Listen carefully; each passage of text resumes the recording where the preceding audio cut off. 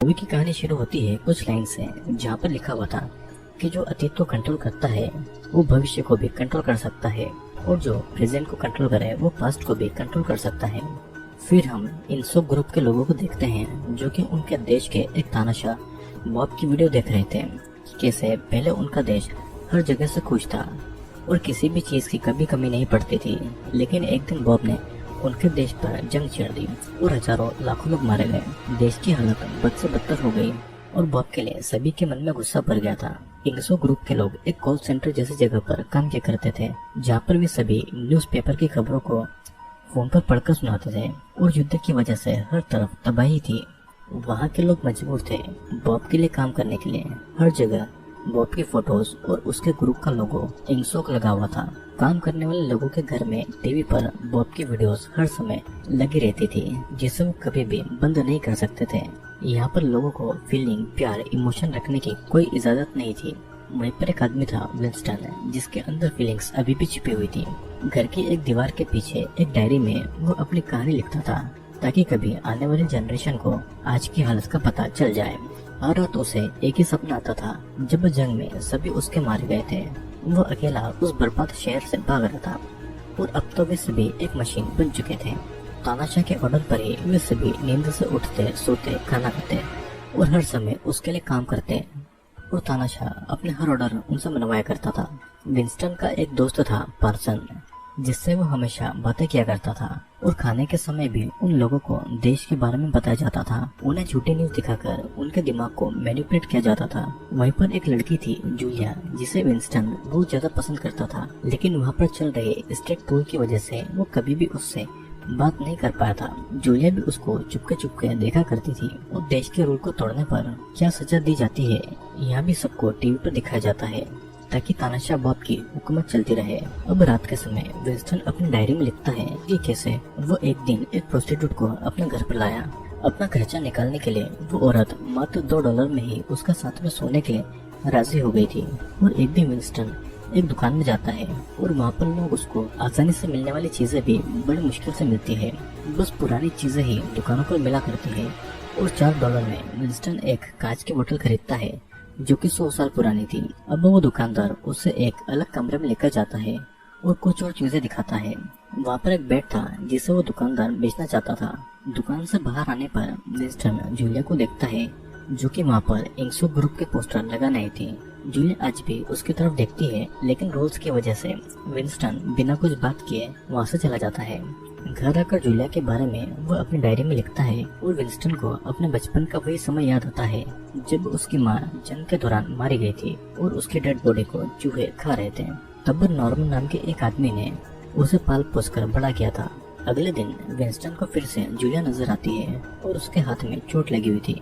Winston आज भी Julia से बातें नहीं करने वाला था, लेकिन जूलिया जब विंस्टन की तरफ आ रही थी तो वो गिर जाती है और मदद के लिए विंस्टन उसके पास में आता है। दोनों नॉर्मल कुछ बातें करते हैं और अपने अपने रास्ते निकल जाते हैं। विंस्टन एक कागज में आई लव यू लिखकर जूलिया को देने वाला था, लेकिन उसकी हिम्मत नहीं होती है उसे देने की और इसीलिए वो उस कागज को जला देता है। तानाशाह बॉब के लोग हेलीकॉप्टर से भी उन पर नजर रखा करते थे और दूसरे देशों के साथ हुई लड़ाई में उनका देश जीत चुका था। सभी लोग जीत की खुशी मना रहे थे और दुश्मन के सैनिकों को बड़ी बेरहमी से मारा जा रहा था, जिसके वीडियोस भी सभी देख रहे थे और तालियां बजा रहे थे। अब उसी भीड़ में जूलिया उसके पास आकर उसके लंदन परमिट के बारे में पूछकर उसे टिकट देकर मिलने के लिए बुलाती है और विंस्टन भी आने के लिए राजी हो जाता है। अब अगले दिन ट्रेन पर चढ़कर विंस्टन जूलिया से मिलने वाला था। दोनों एक खूबसूरत से नेचुरल पार्क में जाते हैं और इस पार्क में उनको पूरी आजादी मिल चुकी थी खुलकर बात करने के लिए। बातों ही बातों में दोनों एक दूसरे के करीब आते हैं और दोनों इंटीमेट होते हैं, लेकिन दूसरों के सामने वो ऐसे रहते हैं जैसे कि वो एक दूसरे को जानते तक नहीं है। अब एक दिन जूलिया उसे बहाने से एक पेन देती है जिसके अंदर चिट्ठी में यस लिखा हुआ था और शायद जूलिया ने उसका प्रपोजल एक्सेप्ट कर लिया था। रात को विंस्टन उस दुकानदार के पास जाकर वो बेड वाला रूम मांगता है जिसकी कीमत एक हफ्ते के लिए $4 थी। विंस्टन उसे पैसे देकर फौरन ही रूम फिक्स कर लेता है और अगले दिन विंस्टन और जूलिया उसी रूम में आते हैं। जूलिया उसके साथ में बहुत सारा सामान लेकर आई थी, जैसे कि मिल्क, ब्रेड, कॉफी, शुगर, जो कि आजकल उनके देश में देखने को नहीं मिलती थी और वो सारे सामान को यहाँ वहाँ से चुरा कर लाई थी। दोनों एक दूसरे से बहुत प्यार करते थे और इसीलिए वे दोनों एक दूसरे से मिलने के लिए इतना रिस्क ले रहे थे। फिर काम की जगह पर शर्ली विंस्टन को कुछ न्यूज़पेपर के बारे में बताता है जहाँ पर कुछ सीक्रेट खबरें छपी हुई थी और उन पेपर्स की बस कुछ ही कॉपीज बची हुई थी। शर्ली विंस्टन को अपने घर मिलने बुलाता है और अब उस कमरे को विंस्टन और जूलिया ने अपना छोटा सा घर बना लिया था जहाँ पर वे लोग कुछ भी करने के लिए आजाद थे। लेकिन उनको डर भी लगा रहता था कि अगर वे लोग पकड़े गए तो उनके साथ में क्या होगा। कुछ देर के बाद में जूलिया अपने काम के लिए वहाँ से निकल जाती है और विंस्टन जब अपने घर पर वापस जा रहा था तो रास्ते में एक बहुत बड़ा बम ब्लास्ट होता है। किसी तरह विंस्टन उस ब्लास्टर से बचता है और इस बम ब्लास्ट की वजह से उनके ऑफिस में हजारों काम बढ़ गए थे। एक के बाद में एक न्यूज उनके पास में आ रही थी और जूलिया के साथ रहते समय वो अपने बचपन की वॉर के समय को याद करके रो रहा था। जूलिया के पूछने पर वो बताता है कि किसी ने एक चॉकलेट के बदले में उसकी बहन को मोलेस्ट किया था। वो उसी चॉकलेट को लेकर घर से भागा था, लेकिन जब वो वापस आया तो उसकी माँ और बहन वहाँ पर नहीं थे और उसे वे लोग कभी नहीं मिले। जूलिया उसे समझाती है कि उसमें उसकी कोई गलती नहीं है। विंस्टन के अनुसार किसी तरह जिंदा रहने से बेहतर है इंसानियत को जिंदा रहना। और उसी दिन विंस्टन शर्ली से मिलने जाता है। शर्ली उस टीवी को ऑफ करके विंस्टन से बात करने लगता है और इस बात से विंस्टन बहुत ज्यादा हैरान था क्योंकि टीवी को ऑफ करने का परमिशन किसी को भी नहीं था। शर्ली यहाँ पर क्रिमिनल्स और देश के कुछ क्राइम्स के बारे में विंस्टन को बताता है और साथ ही उसे एक बुक भी देता है जहाँ पर बहुत कुछ जानकारी लिखी हुई थी। फिर विंस्टन वहाँ से चला जाता है और रात को वो शर्ली की दी हुई किताब डिक्शनरी ऑफ न्यूज स्पीक को पढ़ने लगता है। लेकिन असल में उस किताब का नाम कुछ और ही था, the theory and practice of, जिसमें उस देश की असल सच्चाई लिखी हुई थी। बुक के हर पेज पर असली कहानी का पेज भी छुपा हुआ था और उस बुक की बातें वो जूलिया को भी पढ़कर सुनाता है। लेकिन एक दिन उन दोनों का बुरा समय शुरू हो गया था और उस कमरे में ही वो टीवी एक पेंटिंग के पीछे लगा हुआ था जिससे कि बहुत के लोग उन पर पता नहीं कब से नजर रखे हुए थे। अब जल्दी से उन दोनों को वहाँ की आर्मी घेर लेती है और जूलिया को वे लोग बुरी तरीके से मारकर अपने साथ में ले जाते हैं। और ये सब और किसी ने नहीं बल्कि उस दुकानदार ने ही किया था। और रूल तोड़ने की वजह से विंस्टन को एक जेल में बंद कर देते हैं जहाँ पर उसको सोने भी नहीं दिया जाता है। उसी जेल में उसका दोस्त पार्सन भी कैद था। पार्सन अपनी बेटी के लिए कुछ ऐसी चीज लेकर आया था जो कि रूल्स के खिलाफ थी। उसकी बेटी को गोली मारकर यहाँ पर लाया गया था और उन लोगों को ये भी लग रहा था कि वो दुश्मन देश के साथ में मिला हुआ है और इसीलिए उसे सारी चीजें इतनी आसानी से मिल रही थी। कुछ देर के बाद में कुछ आर्मी आकर फिर से पूछताछ के लिए पार्सन को अपने साथ में लेकर जाती है। विंस्टन से मिलने के लिए शर्ली वहाँ पर आता है और उसे पूछता है कि उसने सब कुछ जान के भी ऐसा क्यों किया और उसने इतनी बड़ी गलती क्यों की।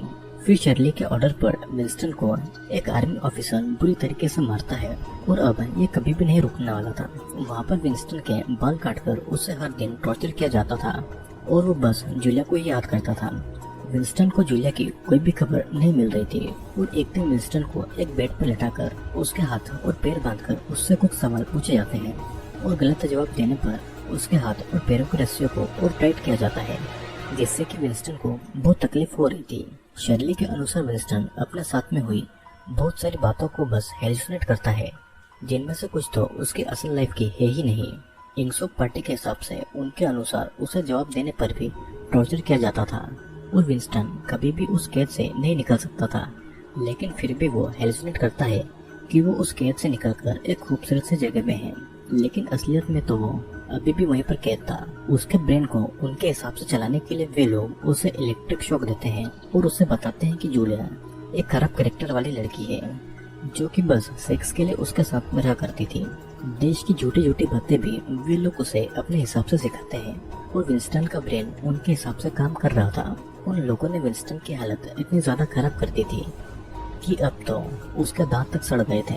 वो ठीक से चल भी नहीं पा रहा था और शर्ली उसे याद दिलाता है कि ये सब उसी की गलती है और इसीलिए उसके साथ में ये सब हो रहा है।